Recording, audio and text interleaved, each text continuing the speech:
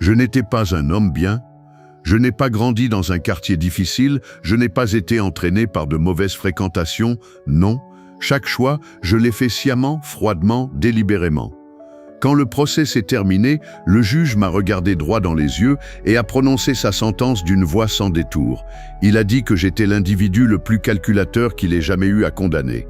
Prison à perpétuité, sans possibilité de libération, sans visite, ils m'ont enterré vivant entre 4 murs d'acier, et c'était terminé.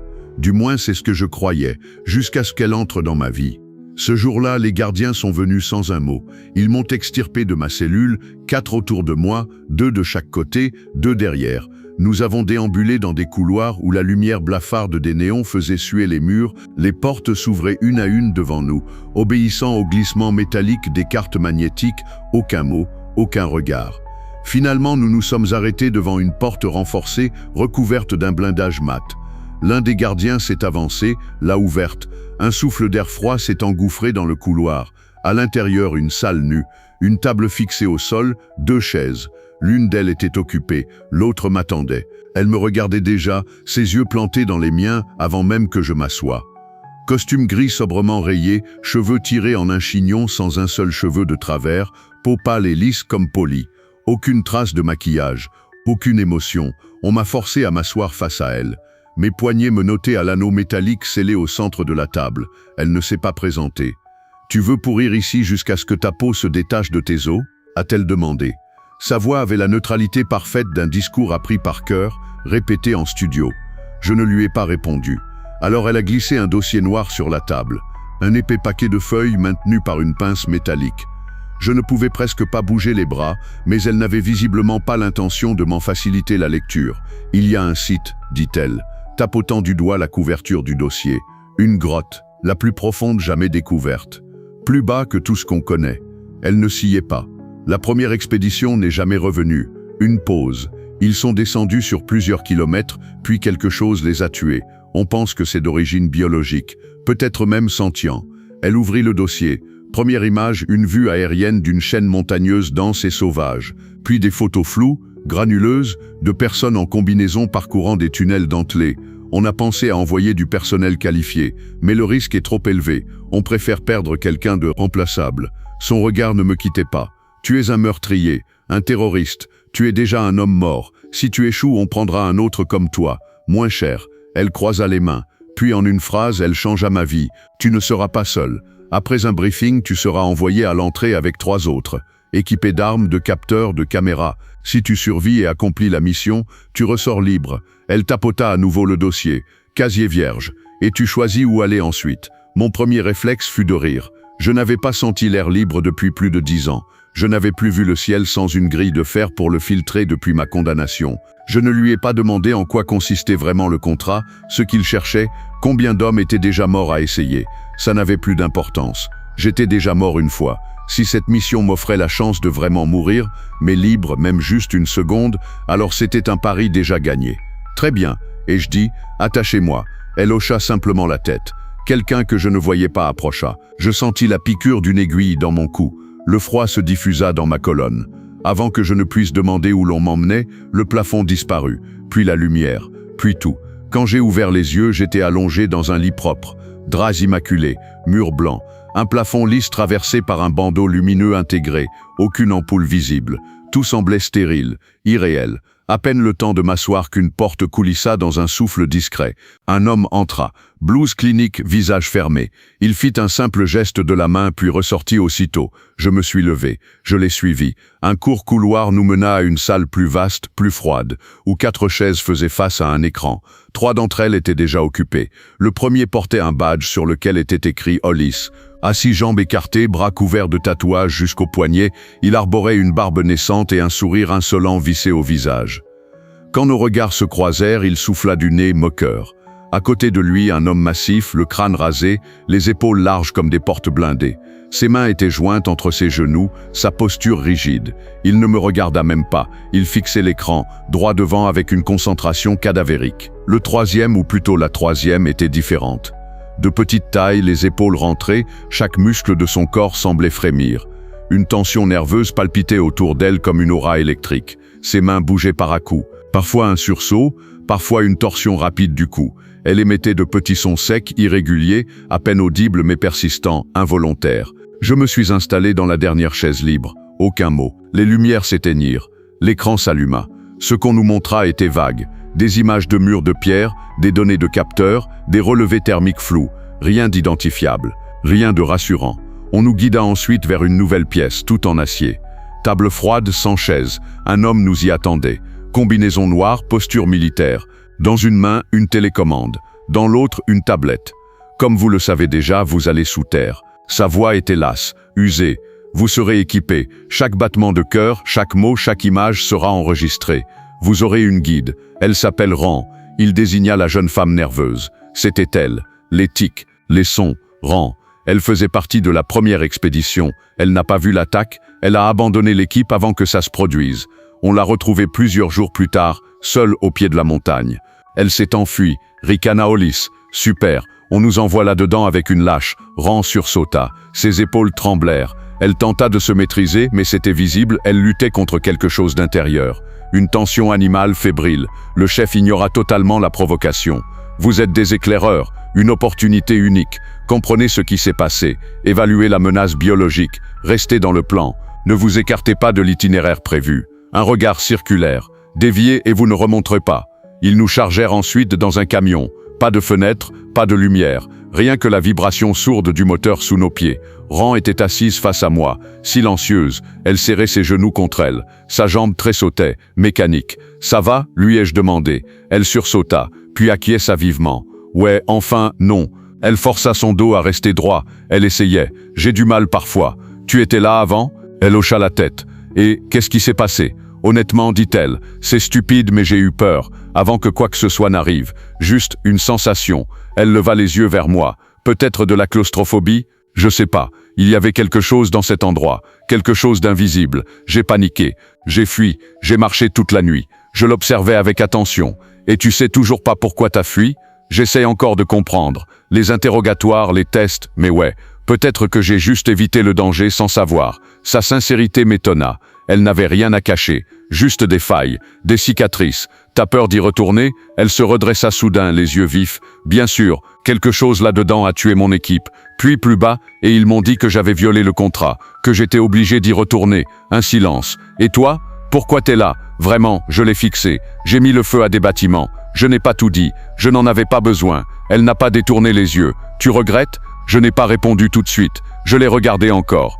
Puis, peut-être... Elle baissa les yeux, hocha la tête, comme si elle avait trouvé ce qu'elle cherchait dans mon regard. 1 heure plus tard, le camion s'arrêta. On nous laissa à l'intérieur encore un long moment. Quand enfin les portes s'ouvrirent, le jour m'aveugla. Je n'avais pas vu une vraie lumière solaire depuis des années. Devant nous, une douzaine de silhouettes en combinaison de sécurité attendaient. Visière, gants, appareils étranges fixés aux ceintures. Ils désignèrent un large coffre d'armes. Je pris un fusil à pompe et une arme de poing. Hollis, bien sûr, se jeta sur un fusil d'assaut, hilar qu'on ne l'en empêche pas.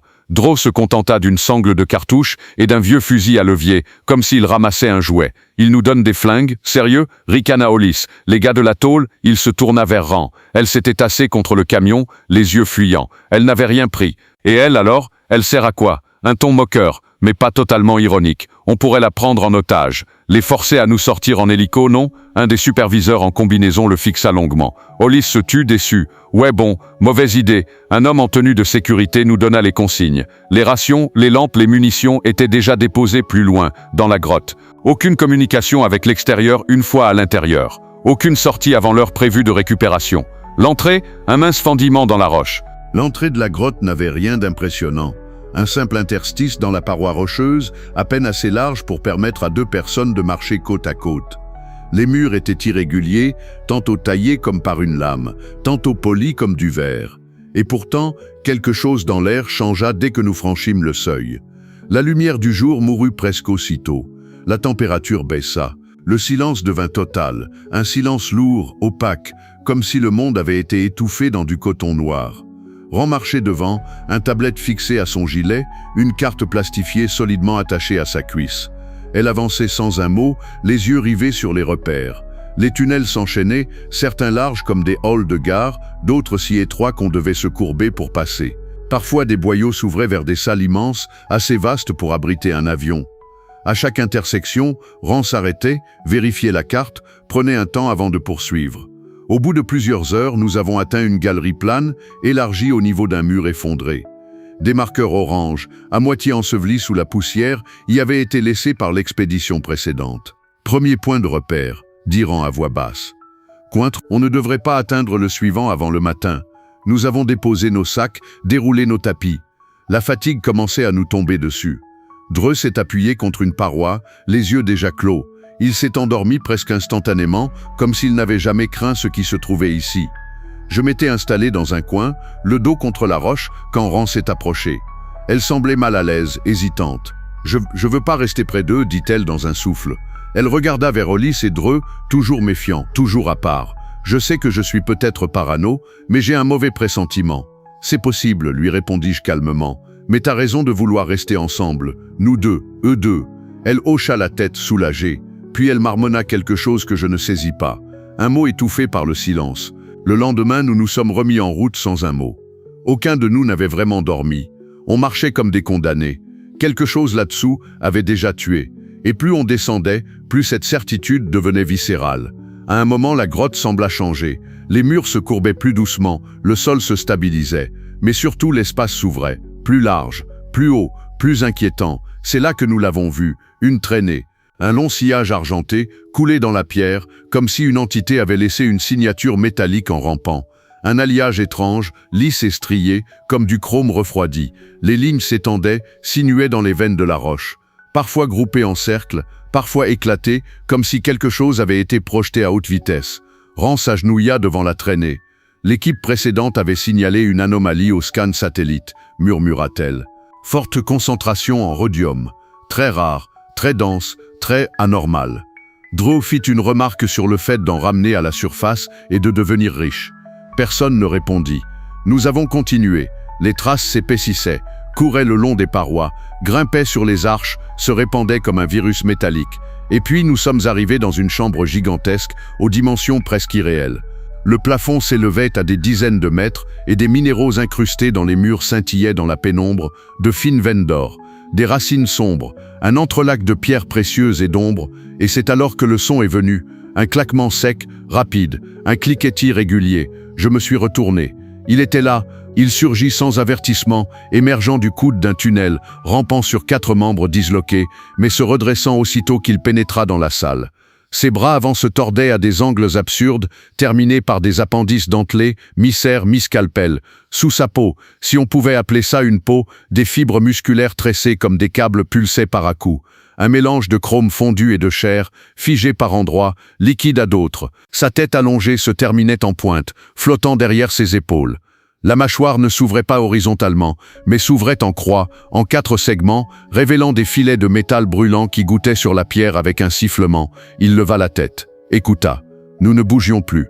Puis Hollis, fidèle à lui-même, ouvrit le feu. Une rafale, le vacarme du métal, des douilles qui ricochaient. Dreux se joignit à lui, souriant comme dans un jeu. La créature ne broncha pas, puis elle bougea, rapide, fluide, inhumaine. Elle atteignit Hollis en 1 seconde. Une griffe fendit ses jambes, une autre ouvrit sa poitrine comme une porte en bois. Je n'ai pas vu la suite, juste du sang et le bruit. Dreux continua à tirer jusqu'à ce que son arme se bloque. Vide, le monstre se tourna vers lui, déjà en mouvement. Je courus, Rand aussi. Elle tremblait, sa bouche entr'ouverte, ses spasmes incontrôlables s'enchaînaient. Les tirs s'éteignirent, puis le silence. Nous avons trouvé un embranchement, plongé derrière un pan de pierre. Je commençais à comprendre. Il est aveugle. Je tirais Rand derrière un promontoire. Elle tremblait, ses yeux fous. Il ne voit pas, il écoute. Tu dois rester silencieuse. Elle hocha la tête, une larme solitaire coula sur sa joue. Elle comprenait, mais son corps, il luttait contre elle. Petit à petit, elle se calma. Nous avons continué. Chaque pas pesait 1 tonne. Chaque respiration semblait trop forte. Un nouveau tunnel, une nouvelle chambre. Et là, des corps, ou ce qu'il en restait. Combinaisons déchirées, tissus fondus, fusionnés à la peau, visage figé dans la peur. Rand s'approcha d'un d'eux. Je la connaissais, murmura-t-elle, mais je la poussais doucement. On n'a pas le temps. On finit par déboucher sur un abîme, un gouffre monumental, et au fond un lac de métal fondu. Pas de lave, non, du métal, argent, or, bleu profond, mouvant, chaud, et pourtant, on ne brûlait pas. Je ne comprenais pas. Puis un cliquetis. Il arrivait. Encore. On s'est plaqué contre un éperon rocheux. Rand tressaillait, ses mains sur sa bouche. Je sentais l'air vibrer. Il était là. Rand me saisit le bras. Ses yeux imploraient. Elle savait. Elle prononça quelque chose sans un son. Je levai mon fusil. Elle secoua la tête, désespérée. Ses ongles me transperçaient presque. Sa bouche s'ouvrit sans son. Je tirai. Son corps s'effondra à mes pieds, comme une marionnette dont on aurait tranché les fils. Sa tête avait été projetée sur le côté, éclatée contre la roche. Une gerbe de sang éclaboussa le mur derrière nous. Je n'avais pas crié, je n'avais pas hésité, j'avais fait ce qu'il fallait, et le monstre m'avait entendu. Je sentis sa présence avant même qu'il n'apparaisse. Le sol vibrait, l'air s'épaississait. Il se tenait désormais au-dessus de moi, dominant l'éperon rocheux qui servait de maigre abri. Je me recroquevillai, figé. Sa queue métallique effleura mon bras, glissa dans l'ombre. Il s'accroupit, un mouvement glissant, silencieux. Il se pencha sur le cadavre de Rand. Ses pinces acérées l'empoignèrent par le torse. Puis lentement il s'éloigna. Je me suis permis de regarder. Il marchait à pas lourds vers le lac de métal.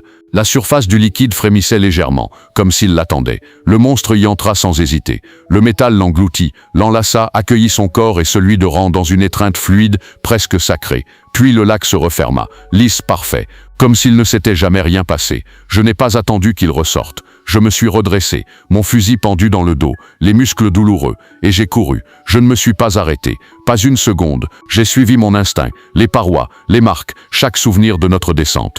Tout était différent maintenant. Les tunnels semblaient se tordre, les galeries battre comme des veines vivantes. Mais je montais, encore. Je suis repassé par la salle du massacre. Drew était là, ou ce qu'il en restait. Son torse était fendu en deux, comme un fruit ouvert. Ses bras disloqués pendaient sur un rocher. Ses yeux étaient encore ouverts. Plus loin, Hollis, moins identifiable. Son fusil gisait à côté de lui, mais ses mains n'étaient plus là. J'ai continué. Le souffle court, le corps brûlant, et puis la lumière, froide, bleue, le seuil de la grotte, la sortie. 2 gardes m'attendaient, immobiles comme des statues. Leur casque réfléchissait mon reflet, sale, sanglant, tremblant. Ils n'ont pas bougé quand j'ai franchi la porte. Ils m'ont laissé tomber à genoux sur le sol dur. L'un d'eux a détaché le fusil de mon dos. L'autre a retiré la caméra fixée à mon torse. Je n'ai pas parlé, eux non plus. Je ne sais pas combien de temps s'est écoulé après ça. Peut-être des heures, peut-être un jour, mais je me suis retrouvé assis à nouveau face à elle. Toujours ce costume gris, toujours cette peau de porcelaine, toujours ce regard qui perce. Elle feuilletait un dossier, mon dossier. Calme, concentré, nous avons examiné les enregistrements, dit-elle. Votre documentation dépasse les attentes. Elle tourna encore quelques pages. Ce qui est arrivé à Rand est malheureux. Elle referma le dossier et le poussa de côté. Vous avez rempli votre part du contrat. Puis elle désigna la porte derrière moi. Je me suis levé, encore sonné. Dans le couloir, un homme en uniforme noir m'attendait. Il m'a escorté à travers 2 postes de sécurité, sans un mot. Puis une autre pièce. Il me tendit une enveloppe scellée. À l'intérieur, lourd, des papiers de voyage. Une carte bancaire, une nouvelle identité. Je suis sorti, seul, silencieux, et j'ai marché. J'ai marché jusqu'à ce que les murs du complexe ne soient plus qu'un souvenir à l'horizon, un bâtiment ancré dans la pierre, et moi, libre, enfin.